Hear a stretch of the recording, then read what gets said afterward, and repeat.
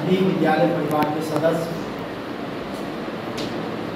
तो इस शिक्षक दिवस के अवसर पे आप सभी को ढेरों शुभकामनाएं।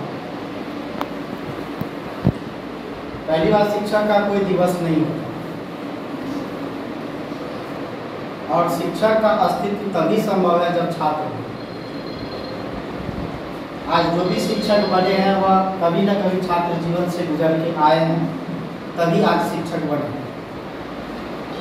जहाँ तक मेरा मानना है, उसमें छात्र का जीवन शिक्षा के जीवन से ज़्यादा कठिन है। शिक्षक की जीवन की बहुत सारी गलती माफ कर दी जाती है। जैसे हम इसको एक छोटी सी उदाहरण से समझे कि मान लीजिए अगर कभी शिक्षक ने कुछ गलत सवाल हल भी कर दिया, उसके लिए उनको कोई विशेष रूप से दंडित नहीं किया जाता, वो उसमें सुधार कर सकते। लेकिन अगर आप छात्र बन करके कोई सवाल हल कर देते हैं परीक्षा में, आपकी अंक काट ली जाती है और आप वर्षों की मेहनत से वंचित होते हैं। छात्र का बनना शिक्षक के बनने से ज़्यादा कठिन है, ज़्यादा मुश्किल है। और जो भी शिक्षक है वो छात्र जीवन से गुजर के ही आए। जब से हम लोग इस पंचायत में आए हैं, तब से लेकर के आपके सहयोग से इस पंचायत में शिक्षा का माहौल क्रिएट करने में हम लोगों ने बहुत बड़ी सफलताएं हासिल की है। अभी तक 1.5 साल हुआ हम लोगों को इस पंचायत में आया हुआ, और जिस उद्देश्य से सरकार ने हम लोगों को इस पंचायत में इस छोटे से सुदूर देहात क्षेत्र में, जहाँ कुछ विशेष सुविधाएं नहीं हैं, इसके उपरांत भी सुदूर क्षेत्रों में जिस उद्देश्य से सरकार ने हमें यहाँ भेजा, उसमें आपके सहयोग से हम जो इस शिक्षा का माहौल है वो हम लोग क्रिएट करने में सफल हो पा रहे। इसका अंदाजा आप इससे लगा सकते हैं कि पिछले वर्ष हम लोग कक्षा 10 जो है उसमें पूरे वर्ष 4 से 5 बच्चों से हम लोगों ने पूरे वर्ष चलाया। बड़ी स्थिति नाजुक थी, कितना भी अभिभावक से संपर्क करें, बच्चे से संपर्क करें, बच्चे लोग किसी न किसी कोचिंग संस्थान से कनेक्टेड रहते थे, तो विद्यालय चलाना मुश्किल हो पाता। लेकिन जो 4 या 5 बच्चे हमारे यहाँ के नियमित छात्र छात्राएं रहे, जब परिणाम आया तो हमारे विद्यालय के टॉपर वही 4-5 बच्चे थे। जितने भी कोचिंग संस्थान से जुड़े हुए केवल छात्र छात्राएं थे, वह हमारे विद्यालय के छात्र छात्राओं से कम अंक प्राप्त। इससे समाज में एक सकारात्मक सोच बनी कि विद्यालय में जो है जाना बच्चों के लिए क्यों जरूरी है। और उसी का परिणाम है कि आप देख पा रहे होंगे अभी अपने वर्ग कक्ष में, अपने 9 में 10 में, कि पिछले वर्ष के मुकाबले में तकरीबन 200% विद्यार्थियों की वर्ग कक्ष में उपस्थिति बढ़ी। और आज हम पूरे गर्व के साथ यह कह सकते हैं कि आज हमारे विद्यालय में जो टॉपर्स बच्चे हैं, मतलब अच्छे बच्चे सब हैं, आज उससे पूरे पंचायत क्या, हम तो कहते हैं पूरे प्रखंड कि कोई भी बच्चे अगर अपने आप को मानते हैं कि हम शिक्षा में उन्नत कर रहे हैं, आप हमारे बच्चों से आकर के भेंट मुलाकात कर सकते हैं। मैं यह पूरे दावा और आश्वस्त के साथ कह सकता हूँ।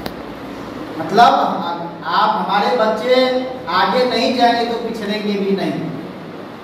ये तभी संभव हो पाया जब आपने हमारा साथ दिया है, आपने इस विद्यालय परिवार को अपना बनाया है, ये तभी संभव है।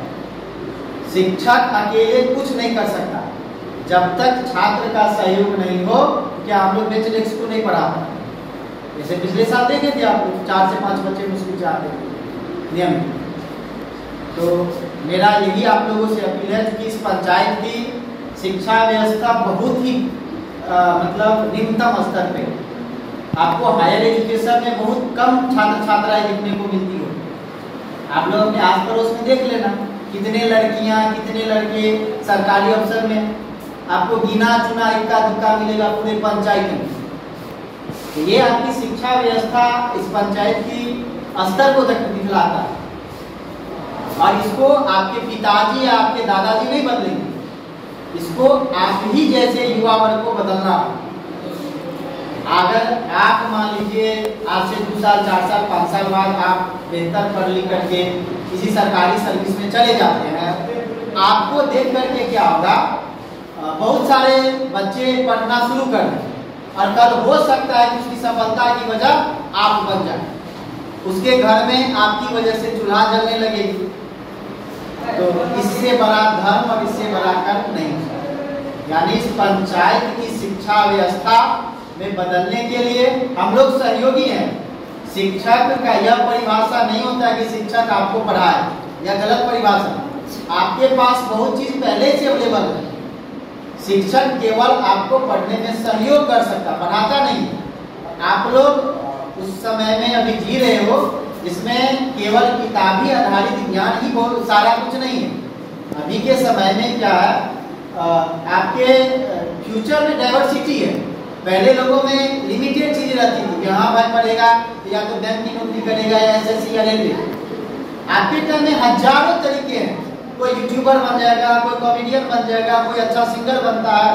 तो पढ़ाई को लेकर के उतना बोझ भी दिमाग में नहीं लेना। 24 घंटा है तो आप एकदम 6 घंटा विद्यालय करो, प्रत्येक दिन नित्य दिन। हम क्लास में भी इन चीजों को बोलते हैं क्योंकि माइंड की प्रेशर कम करना भी बहुत जरूरी है। तब आराम से दोस्तों के साथ 1 घंटा 2 घंटा पढ़ के गप्पे लड़ा लो, कोई दिक्कत नहीं उसको। बस आपका दिलचस्पी पढ़ाई पे पहली बार होना चाहिए। इसलिए होता प्राथमिकता देना कि पहले जो है हमारे पास अगर 3 काम है तो जो सबसे जरूरी काम रहता है उसको प्राथमिकता देते। प्राथमिकता आपको केवल पढ़ाई को देनी है। इसका मतलब यह नहीं कि आपको मनोरंजन की साधन खत्म कर देनी। आप आराम से 1 घंटा 2 घंटा दोस्तों के साथ गप्पे लड़ाओ, कोई दिक्कत नहीं है। कभी सप्ताह देख लो, सिनेमा देख लो, उसमें भी कोई दिक्कत ये नहीं है। हाँ, अभी का जो कल्चर है वो रील्स देखने का, वो आपकी समय बर्बाद करेगी, वो आपको एक नकारात्मक दिशा में लेकर के चल जाएगी जो गलत। अंत में मैं यही कहूंगा कि आप जिस प्रकार विद्यालय में अभी तक अपना सर्वस्व समर्पण कर रहे हो, इसी तरह अगर आप आगे कंटिन्यू करते रहो तो आपको विद्यालय जो है यह भर भर के बहुत सारी चीजें देगी।